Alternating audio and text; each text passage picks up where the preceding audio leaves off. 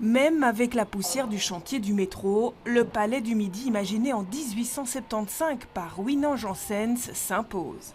Un patrimoine que l'ARO, l'atelier de recherche et d'action urbaine, veut protéger. Le palais du Midi dans son ensemble n'est pas du tout classé, n'est pas protégé et tout le monde était assez ahuri quand on a compris il y a 2 mois qu'il était possible d'envisager une démolition des intérieurs, parce que c'est bien de ça dont il est question, hein. C'est pas juste un démontage du toit, c'est une véritable démolition des intérieurs. Des intérieurs aussi emblématiques que la salle de boxe risquent-ils d'être détruits? C'est la crainte des habitants et des défenseurs du patrimoine qui se battent aussi pour le maintien de tout un patrimoine social.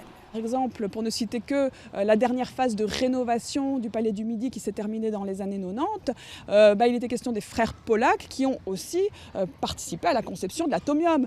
Mais dans les années 1920-25, c'était Van Isendijk qui a fait la rénovation de l'hôtel communal de Schaerbeek, qui a contribué aussi à une grande qualité architecturale et à un maintien, une pérennité de ce bâtiment. Et l'ARO assume, cette demande de classement est un poids supplémentaire pour faire stopper le projet du métro 3.